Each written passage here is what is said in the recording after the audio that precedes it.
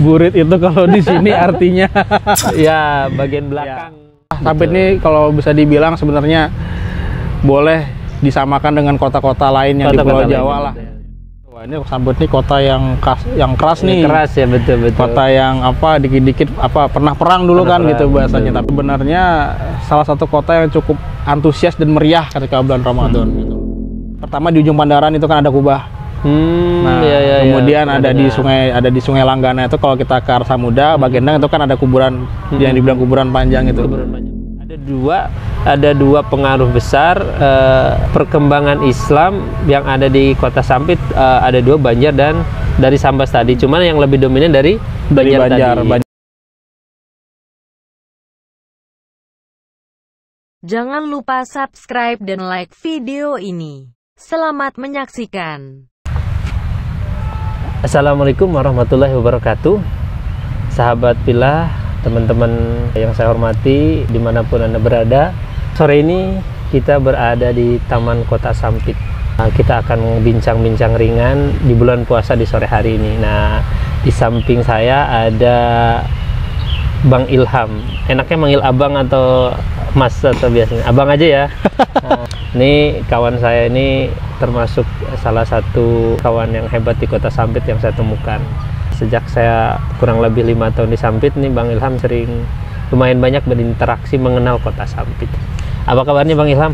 Alhamdulillah.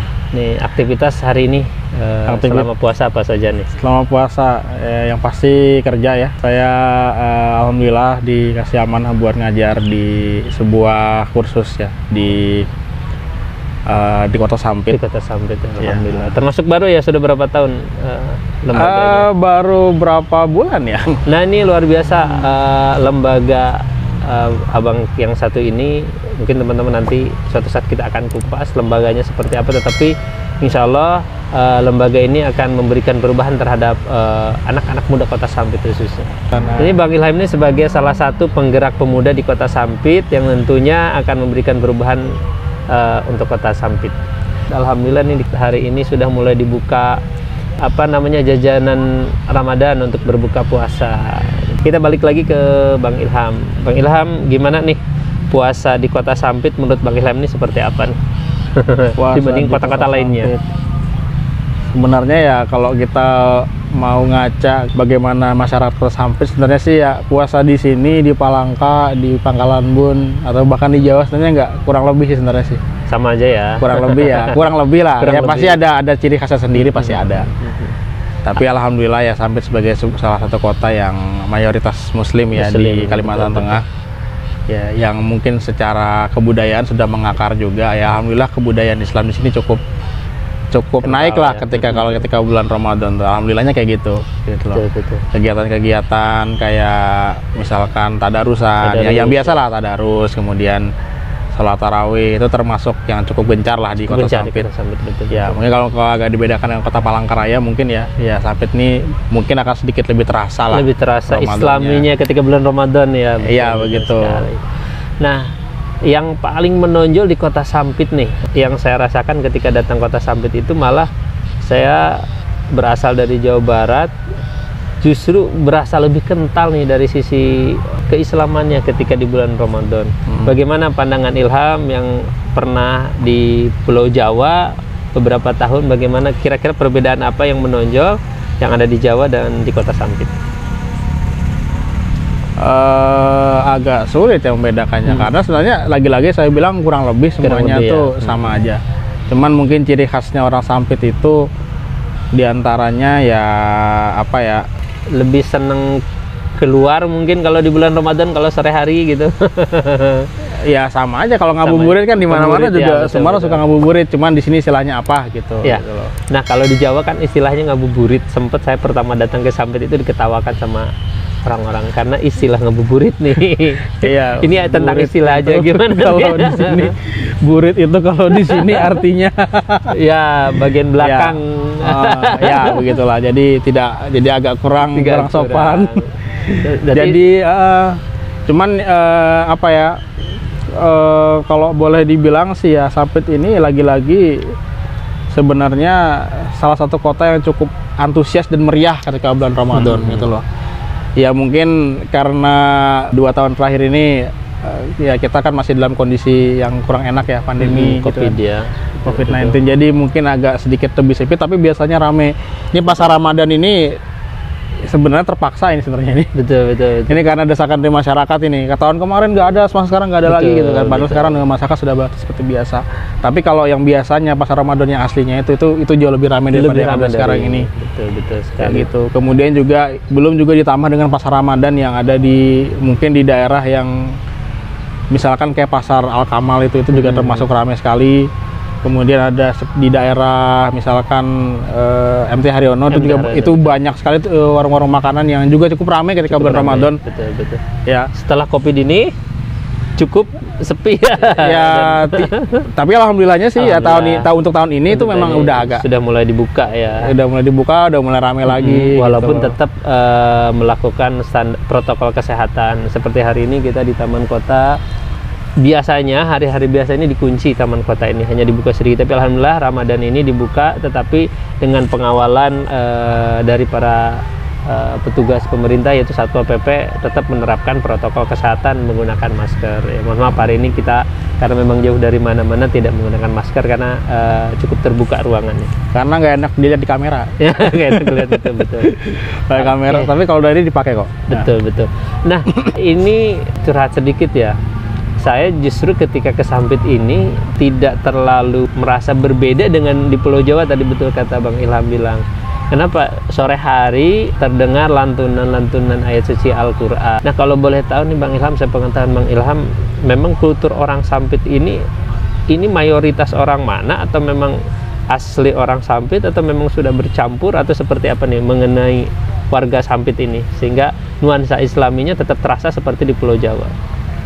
Kalau menurut saya sih ya ini sebenarnya sudah akulturasi lama ya sebenarnya ya kan kita sama-sama tahu Sampit ini termasuk salah satu kota yang cukup diverse ya, cukup multikultural ya, berbeda gitu loh. Jadi memang ada banyak orang dari mana-mana di sini gitu kan ya, orang Dayaknya ya ada, orang Banjarnya ada juga, sudah cukup mengakar. Orang Jawa apalagi gitu ya, yang khususnya orang-orang yang nyari peruntungan di kota Sampit ya, itu banyak sekali gitu kan. Kemudian orang Sunda juga, orang Medan bahkan ya. Jadi memang sudah sangat multikultural lah. Sampit ini kalau bisa dibilang sebenarnya boleh disamakan dengan kota-kota lain yang di Pulau Jawa lah, yang dimana juga sudah ya nggak semua orang Jawa juga kan isinya kan. Ada komunitas, misalkan komunitas orang Batak yang cukup kental juga misalnya di Jawa ya. Betul. Nah, ya seperti yang saya temukan, saya dari Sunda begitu datang ke Sampit ngerasa tadinya berpikir ini cukup sulit untuk beradaptasi, tapi alhamdulillah hanya dalam waktu 1 bulan bisa beradaptasi. Dan ternyata banyak juga komunitas orang-orang Sunda, ada paguyuban Sunda, termasuk ada perkumpulan orang-orang Batak. Jadi memang multikultur, multibudaya, sehingga membaur di sini tidak dominan satu budaya nih. Jadi perlu datang nih sesekali ke kota Sampit nih. Ini terlepas dari latar belakangnya ya. Kalau orang kan biasanya kalau bilang kota Sampit yang di ini kan, wah ini Sampit nih kota yang keras nih. Keras ya, betul. Kota yang dikit-dikit pernah perang dulu kan gitu bahasanya. Tapi kan ya itu masa lalu lah. Itu masa lalu, itu kita ambil sebagai pelajaran lah. Intinya kan ya siapapun kita, mau orang asli mau pendatang ya saling baik-baik aja lah gitu kan. Saling baik-baik, saling berinteraksi, nggak usah merasa paling ini aja ya. Paling menonjol ya begitu. Kalau orang sudah ya sebenarnya sih di mana-mana ya kayak gitu ya, orang kalau sudah merasa paling hebat sendiri pasti nggak disukai sama orang, itu aja ceritanya lah. Singkat ceritanya cuma itu. Tapi ya harus dibilang hari ini Sampit itu sangat aman ya. Sangat aman. Ada istilah di mana bumi dipijak, di situ langit dijunjung. Artinya bagi kita ketika masuk ke satu wilayah tetap menjunjung tinggi kearifan lokal, menghormati adat istiadat yang ada, insya Allah kita akan tetap aman. Jadi teman-teman nanti yang akan berkunjung ke Sampit hari ini berbeda dengan 10-20 tahun yang lalu. Aman, tertib, bersih, bersahabat, bermartabat ya. Nah ini soal, balik lagi tadi ya, berarti soal kenapa kok bisa budaya Islam itu dominan Sampit ya. Betul. Ya kalau saya sih sudah barang tentu ini merupakan hasil kerja keras para ulama kita sebenarnya. Betul. yang memang dari mana-mana aja gitu kan. Tapi memang ya salah satu yang cukup dominan secara keislaman ya, budaya keislaman itu budaya Banjarmasin. Banjarmasin betul. Yang paling dominan loh ya. Tapi bukan berarti lantas semuanya pakai gaya Banjarmasin, nggak juga gitu kan. Ada juga beberapa masjid, misalkan kayak masjid di komunitas Madura, mereka tetap pakai caranya Madura. Dan itu juga cukup banyak gitu kan. Bahkan yang saya tahu juga sebenarnya antara komunitas Madura dan Banjar dan Dayak pun gitu ya, yang Islam itu sebenarnya saling sharing lah, saling sama. Kalau ya, betul. Ibarat kata kalau sudah namanya bersaruan itu pasti bahasa Indonesianya. Ya selamatan lah, selamatan atau apa kenduri dan segala macam, hajatan gitu ya biasanya ya udah ya campur aja gitu, menyesuaikan dengan aja tuan gitu. rumah atau lingkungan tersebut. Nah, jadi gitu aja gitu. Terus ya kayak jadi ya gitu, intinya hasil dari kebudayaan Islam yang sudah mengakar sekian lama ya sebenarnya. Betul. Itu jadi ibarat kata sudah jadi pola masyarakat kita lah. Makanya sampai ini mungkin agak-agak berbeda dengan stigma masyarakat Kalteng pada umumnya. Umumnya kan kalau Kalteng dibilang Dayak itu non muslim, padahal nggak juga gitu. Juga, betul. Dayak itu justru malah kalau mau diukur-ukur statistik ya sebagian besar agamanya muslim ya, secara statistik kalau ya ini ada datanya loh. Jadi jadi ya sebenarnya itu, tapi ya ada mungkin diantaranya yang masih memakai adat istiadat, itu tidak masalah. Iya, betul. Itu ya ada yang mungkin ibarat kata sudah benar-benar meninggalkan, mungkin dia memilih membaur dengan yang lain dan meninggalkan budayanya, ya ada juga seperti itu. Betul. Ada yang sudah berubah secara agama tetapi secara adat istiadat tetap dipertahankan. Ada juga yang seperti itu gitu. Dan itu tidak jadi masalah. Betul. Bahkan ada bahasanya ya gini lah, kalau orang Jawa itu kan ada yang apa bahasanya, orang bilang kan akulturasi agama begitu kan. Ajaran Islam bisa masuk ke dalam wayang gitu kan. Sebenarnya di Kalimantan ya ada seperti itu gitu.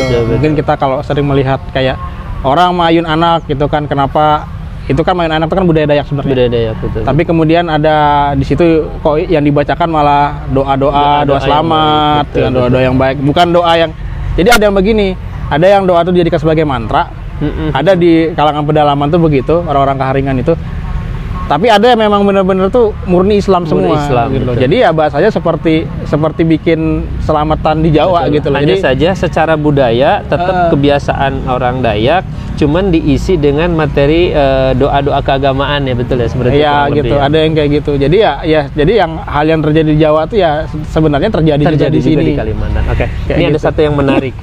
Kalau yang pernah saya baca atau kebanyakan salah satu faktor kenapa suatu wilayah itu dominan bahasa biasanya dipengaruhi oleh pola pendidikan yang ada. Misalnya dari sisi keislaman, awalnya saya melihat kenapa kok banyak orang yang lebih menguasai bahasa Banjar.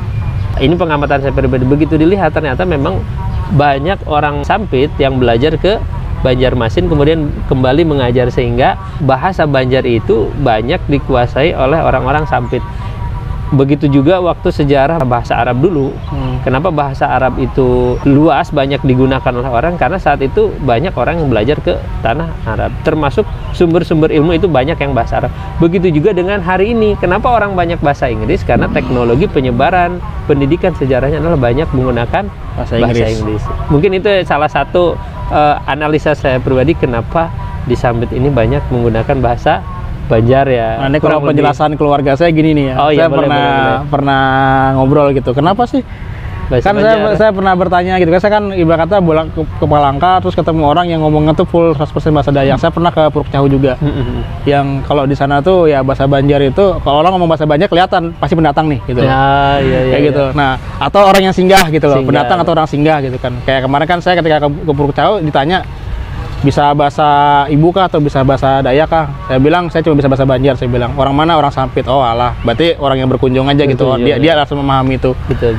Jadi kalau di sini tuh saya rasa sih sebenarnya lagi-lagi pengaruh budaya dan dakwah. Betul. Itu yang mau saya tekankan sebenarnya, dakwahnya sebenarnya. Jadi ya mau nggak mau ya kita harus bilang kenapa kemudian budaya Banjarmasin atau kemudian bahasa, khususnya bahasa Banjar ya, itu cukup dominan dalam masyarakat Kotim, keseharian ya, meskipun ya sebenarnya semua agama, tapi Tapi ketika kita bicara soal agama Islam, kebudayaan yang paling mencolok budaya Banjar gitu. Budaya Banjar, betul. Cara tahlilannya caranya orang Banjar gitu kan, bukan caranya orang Sunda, bukan cara orang Jawa gitu loh. Nah, jadi memang dulu para dai yang dikirim ke sini memang banyak dari Banjarmasin, betul, Banjarmasin. Karena dulu kan Banjarmasin itu kan ada kerajaan ya, kerajaan ini Islam. Menarik nih tentang kerajaan. Nah, kemudian ya singkat cerita kan kalau zaman dulu tuh kan orang namanya masuk ke daerah tuh kan lewat pinggir sungai ya, lewat sungai masuk. Jadi ya, ibarat kata dulu orang ke Banjar ke sini tuh mereka muter lewat laut, masuklah ke sungai-sungai yang ada. Jadi makanya sebenarnya kalau kita mau melihat pola-pola kota-kota yang ada di Kalimantan Tengah gitu kan, yang pinggir sungai itu biasanya Muslim biasanya. Kecuali yang di ujung banget. Betul, nah, ya. Biasanya Muslim pinggir sungai. Kenapa ya? Karena sudah sempat disinggahi oleh para dai. Betul. Para dai itu udah singgah nih, udah singgah, kemudian mereka menetap di situ, kemudian mungkin punya murid meneruskan atau punya anak meneruskan perjuangan beliau gitu loh. Kapan-kapan mungkin kita bisa kita bahas lain kali ya. Itu ada pertama di ujung Pandaran itu kan ada kubah. Kemudian ada di Sungai Langgana itu kalau kita ke arah Samudra, Bagendang itu kan ada kuburan yang dibilang kuburan panjang itu. Kuburan panjang, betul. Saya sendiri begini ya, saya kan mungkin termasuk orang yang udah mulai agak-agak modern ya mikirnya. Ya oke lah gitu kan, kita percaya bahwa karomah itu ada. Memang dalam tauhid itu ada karomah itu. Tapi saya sendiri lebih yakin begini gitu kan. Artinya Syekh yang di makam keramat itu ya, beliau adalah orang yang mungkin mengawali perjuangan dakwah Islam di sini gitu. Sehingga kemudian ya beliau bisa ya mungkin kuburannya mungkin lebih dimuliakan lah, dibaguskan oleh orang gitu kan, karena ya tentu rasa terima kasih masyarakat juga terhadap seorang alim ulama yang mengawali dakwah khususnya di daerah Sampit Kota Waringin Timur ini gitu. Kayak gitu. Nah, dan sisanya ya mungkin ya tambahan-tambahannya mungkin dari komunitas lain gitu kan. Kalau dulu saya pernah ngobrol sama seorang tokoh adat itu, dia bilang sebenarnya pengaruh kita tuh ada dua sebenarnya. Cuma yang satunya tuh kurang kelihatan, itu pengaruh Sambas. Pengaruh Kalbar gitu kan. Nah, pengaruh Kalbar ini sebenarnya lebih kelihatan di Pangkalan Bun sebenarnya. Kalau Sambas ini lebih tetap agama Islam. Tetap Islam. Jadi Islam. Ada dua pengaruh besar perkembangan Islam yang ada di Kota Sampit, ada dua, Banjar dan dari Sambas tadi. Cuman yang lebih dominan dari Banjar tadi. Banjar lebih dominan karena memang mungkin karena kotanya lebih mudah dijangkau lebih mudah dijangkau, orang juga sering bolak-balik Banjar gitu kan. Kemudian ya pedagang juga. Ya hal kedua yang sangat mendukung juga itu sebenarnya perdagangan. Jadi memang orang Banjar tuh kan berdagang di sini gitu loh. Kan makanya sampai hari ini kan stigmanya orang Sampit itu kan kalau ketemu orang Banjar biasanya dagang gitu loh. Biasanya Tetapi dagang. Sesuai dengan perkembangan Islam di Indonesia pun di Pulau Jawa khususnya, yaitu lewat para saudagar, para pedagang. Berarti sama juga berarti di Kota Sampit ini ya, Banjarmasin. Ya, itulah mungkin bedanya Islam dengan yang lain gitu kan.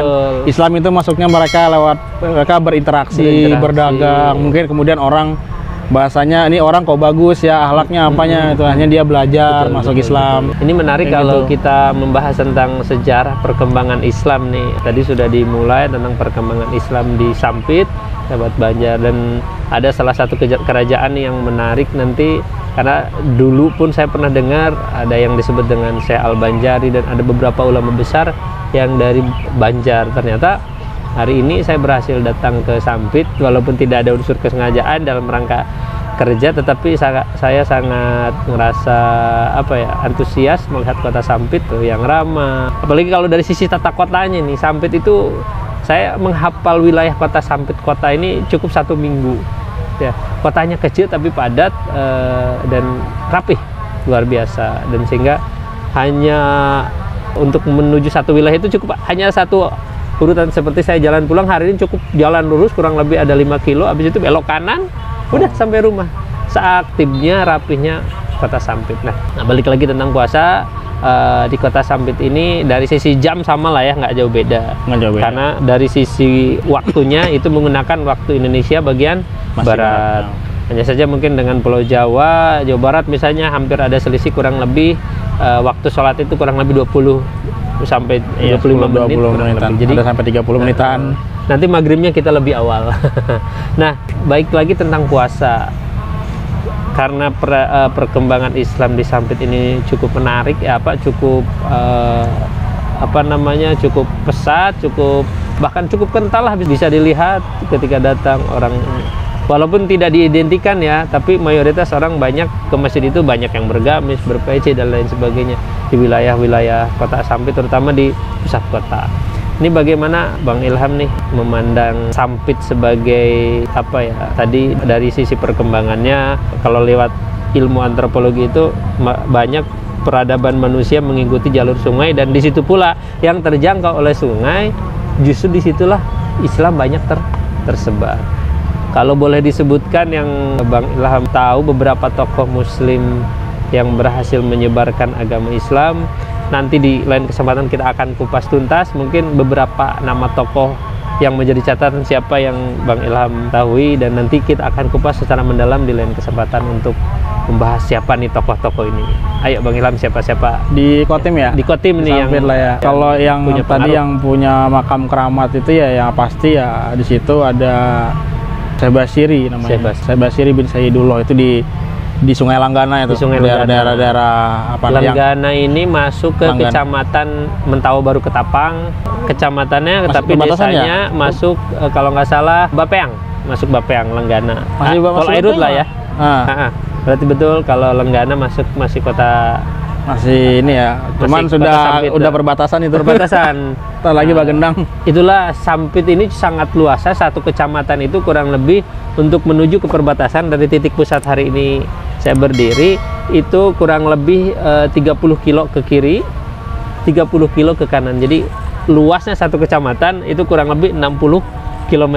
Karena perbatasan itu ada namanya desa, setelah Bapang Raya perbatasan itu titik akhirnya itu kurang lebih kilometer 32, dan ke arah Pangkalan Bun ke arah kanan itu kurang lebih kilometer 33. Jadi kebayang luasnya satu kecamatan di Sampit ini. Nah, tadi salah satu tokoh sudah disebutkan, nanti kita akan kupas mengenai sejarah perkembangan Islam. Ini kita jadi meluas karena ini sebagai pembuka perkembangan Islam di kota Sampit, kemudian berkaitan dengan puasa. Nah, sahabat yang berbahagia, di ujung ngobrol santai kita di Taman Kota Sampit ini ada sesuatu yang disampaikan oleh Bang Ilham, baik tentang puasa atau tentang kota Sampit atau apapun itu, untuk bahan kita di episode berikutnya. Silakan, barangkali ada yang mau disampaikan Bang Ilham. Kalau saya sih pikirnya gini ya, sebenarnya coba mungkin kita sedikit lebih melihat ke sekitar kali ya, karena gini sih. Misalkan kita kan kalau sering belajar sejarah tuh kan, sejarah di sekolah tuh kan sejarah yang sifatnya nasional ya. Nasional, betul. Sifatnya nasional gitu kan. Mungkin, dan saya harus bilang bahwa kebanyakan sejarah itu ceritanya di Pulau Jawa sana. Di Pulau Jawa saja. Gitu loh. Mungkin cuma sekelumit aja yang ceritanya di Kalimantan atau di Sumatera, di Bali dan segala macam. Nah, sehingga sejarah itu kemudian dengan kita belajar sejarah yang ada, kita meskipun kita melihat apa yang ada, kita tuh seolah-olah kayak nggak aware dengan perkembangan di sekitar kita gitu loh, karena kota kita pun juga punya sejarah gitu, sama kota Sampit ini juga punya sejarah. Gimana kok bisa sih gitu kan, misalnya Dayak yang diaku-aku non muslim kok ada kota Sampit yang Islamnya kuat gitu loh. Atau ada Pangkalan Bun, ada yang lain juga gitu kan, Kapuas dan segala macam, itu kan juga termasuk kuat muslimnya. Kok bisa gitu loh. Kita kan selama ini kan kalau kita bicara sejarah Islam kan pasti kan yang sejarah Wali Songo. Wali Songo itu kan di mana gitu loh. Ya, Pulau Jawa mayoritas ya. Di mana Wali Songo itu gitu loh. Nah, di sini siapa yang jadi Wali Songonya? Nah, itu kita nggak tahu. Gitu ya. Nah, gitu kayak yang harus kita cari tahu gitu loh. Sehingga kemudian kita bisa mengenal diri kita sendiri ini siapa. Mengenal kota kita ini apa gitu loh. Sehingga kita nggak termakan-makan dengan ucapan orang-orang di luar sana, Islam tuh agama pendatang, agama baru, Islam di Kalimantan ini apa baru dan segala macam. Betul. Tapi ya kita bisa melihat, oh sejarahnya begini loh, ini buktinya gitu kan. Sehingga kita tahu gitu, oh ternyata kita tuh sudah dari lama Islam loh gitu kan. Bayangkan loh, kita banyak bicara soal kerajaan Islam di Jawa gitu kan. Padahal kita kalau menghitung kerajaan Islam di Kalbar aja tuh udah banyak sekali gitu loh. Betul. Kayak gitu loh. Belum lagi yang ya, kerajaan Banjar yang sudah terkenal, dan di Kalsel pun kalau nggak salah bukan cuma satu, ada dua atau beberapa kerajaan. Gitu, di Kaltim juga ada, bahkan di sini pun juga ada sebenarnya gitu kan ya. Faktanya ya di Pangkalan Bun ada istananya gitu kan ya. Al Banjari, kemudian ada banyak tokoh-tokoh lain. Baik, alhamdulillah nih sebagai pembuka kita di sesi bincang tentang Kota Sampit, tentang Islam di Kota Sampit. sangat menarik. Ada PR ke depannya yang akan kita kupas. Salah satunya adalah sejarah perkembangan Islam di Kota Sampit, yang selama ini di Jawa atau bahkan di sejarah umum perkembangan Islam itu banyak menyoroti sejarah perkembangan Islam di Pulau Jawa. Nah, di Sampit ini masih sedikit mungkin yang membahas tentang sejarah perkembangan Islam di Pulau Kalimantan, khususnya di Kota Sampit. Di lain kesempatan insya Allah kita akan kupas dengan Bang Ilham dan para pemuda-pemuda lainnya, para tokoh-tokoh lainnya, para narasumber yang lainnya, untuk menambah pengetahuan, wawasan kita bagaimana sejarah perkembangan Islam di suatu daerah khususnya di Kalimantan. Jangan lupa like, share, dan subscribe untuk bisa terus semangat menggali informasi keislaman, pengetahuan, dan khazanah keislaman lainnya di Pulau Borneo Sampit. Sampai jumpa di lain kesempatan. Wassalamualaikum warahmatullahi wabarakatuh. Waalaikumsalam.